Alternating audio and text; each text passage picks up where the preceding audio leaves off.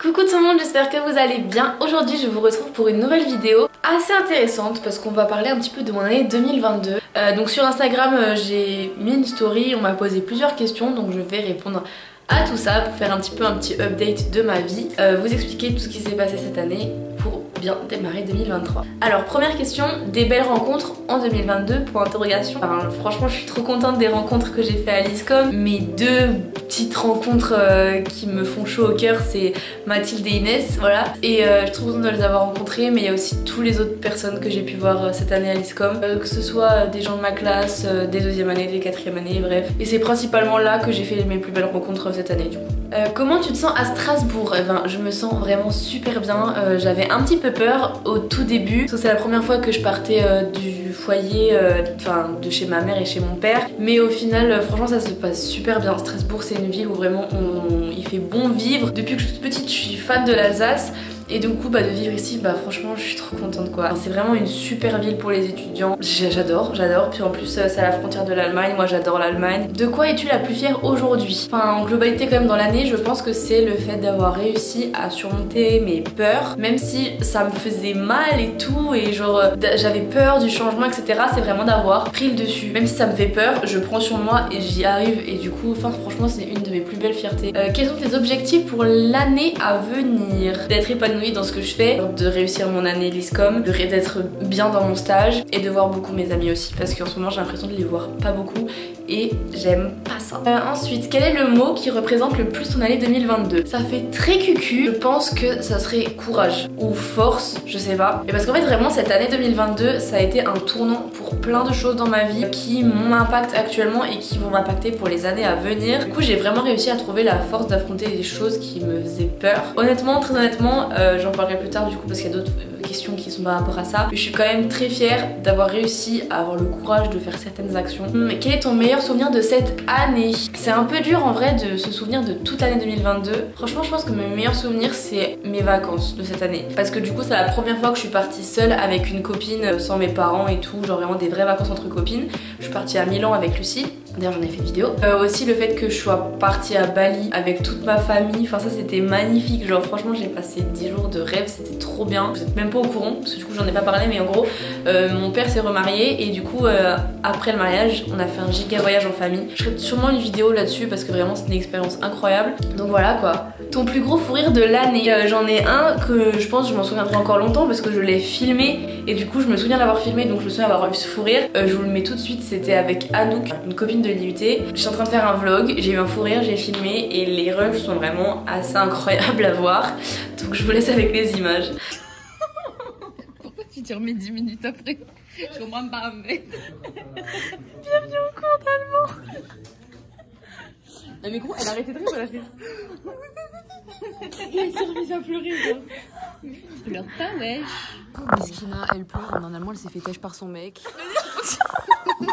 Elle est toute triste ou nette. Non mais elle pleure vraiment. Dédicace à ton ex. On t'emmerde. Et va à l'école. Aimes-tu tes études? Oui, mais ça dans toute manière je reviendrai plus tard. Donc je ferai une vidéo en fait sur mon parcours à l'ISCOM pour l'instant, comme j'ai fait avec le DUT-TC en fait, mais avec l'ISCOM. Donc je dis oui, mais ça j'en parlerai une autre fois. Qui te manque le plus cette année? Franchement, très franchement, c'est mes potes. Parce que avant c'était plus facile quand j'étais à Metz, parce que je veux dire on pouvait tous se regrouper à Metz, mais maintenant il y en a qui sont à Nancy, il y en a qui sont au Luxe, il y en a qui sont à Paris, moi je suis à Stras et c'est vraiment dur de recentrer et trouver un moment pour se voir de manière récurrente et ça me fait voilà, ça me fait mal au cœur. Et aussi mes grands-parents maternels, du coup depuis que je suis à Strasbourg je les vois moins.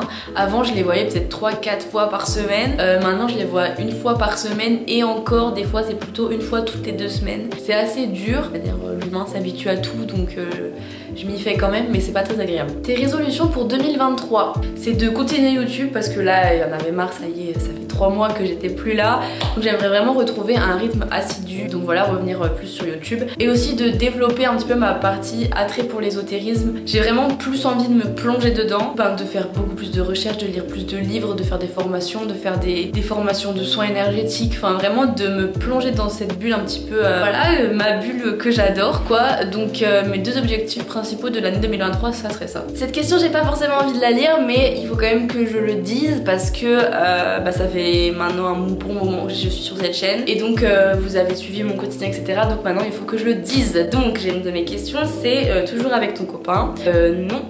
Voilà, on s'est séparés il y a un peu plus d'1 mois, donc voilà. Ton avis sur l'ISCOM? Je sais que l'avis sur l'ISCOM Strasbourg est très mitigé. Moi personnellement j'aime beaucoup cette école. Il y a peut-être des chances que les personnes qui sont à l'ISCOM depuis leur première année soient un petit peu dans une bulle et qui se rendent pas vraiment compte des autres écoles qu'il y a autour, etc. et qui idéalisent toutes les autres écoles autour, toutes les facs, tout. Ça me pèse un peu, très honnêtement, parce qu'en fait ils se rendent pas compte de la chance qu'ils ont. Moi, l'IUT dans lequel j'étais, il était pitoyable, vraiment. Des conditions de travail, t'as peur, vraiment, c'était affreux. Les radiateurs ne marchaient pas, les volets étaient cassés, donc on travaillait dans le noir. Des fois, il y avait des coupures d'électricité, les toilettes, elles fuyaient. Pas de machine à café, fallait descendre 3 étages. Et moi, personnellement, j'aime beaucoup l'ISCOM Strasbourg. Je trouve que les intervenants sont d'une qualité, vraiment, ils ont un parcours professionnel très agréable à entendre et du coup, ça fait en plus un super réseau. Je trouve que l'administration, elle est vraiment à l'écoute des élèves. Alors oui, il y a des défauts dans l'administration, dans l'organisation, mais j'ai envie de dire comme à peu près toutes les institutions en fait. Et si on veut vraiment faire bouger les choses, au lieu de critiquer tout, de vraiment mettre en place des actions. Mais moi je trouve ça un peu facile personnellement de cracher sur l'ISCOM, sachant que c'est une très bonne école et je pense que du coup les gens n'ont pas forcément toujours de comparatif et que s'ils vont ailleurs, ils verront très bien que même si oui on a une machine à café à l'étage, pas comme à l'ISCOM actuellement, mais ils verront bien que tout ce qui est administratif, etc. c'est partout pareil. Et donc ouais, moi j'aime bien l'ISCOM, voilà, je trouve ça dommage que tout le monde crache dessus, mais bon voilà. C'est quand que tu feras une vidéo par jour? Et écoute Enzo, c'est pas tout de suite. En vrai il y a grave moyen, c'est grave possible de faire une vidéo par jour. Genre si par exemple c'est pendant l'été mais avec les cours et là le stage qui va arriver c'est pas possible, mais si tu fais ça à plein temps c'est clairement faisable de faire un vlog par jour.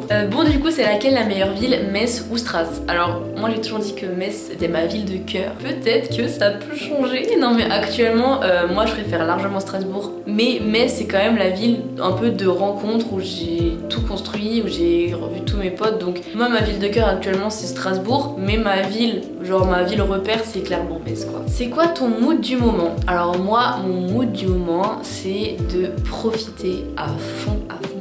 Il y a une ancienne connaissance qui disait faut s'amuser, on dormira quand on sera vieux. Et en ce moment je suis un peu dans ce mood là, pas en mode boîte de nuit, grosse cuite, etc.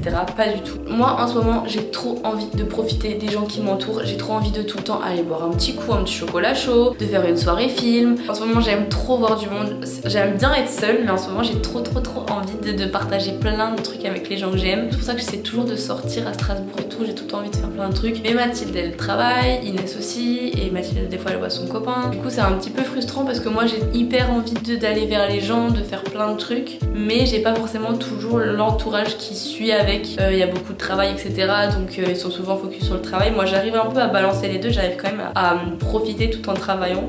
Parle-nous un peu de ton prochain stage. Alors mon prochain stage, je vais pas dire tout de suite c'est quoi l'entreprise parce que je sais pas si ils ont vraiment envie que j'en parle ou pas. Du coup en fait c'est une entreprise qui gère 3 endroits. Il y a un bar à jeux de société, un bar un thème genre un petit peu magie noire, ça s'appelle le Maléus.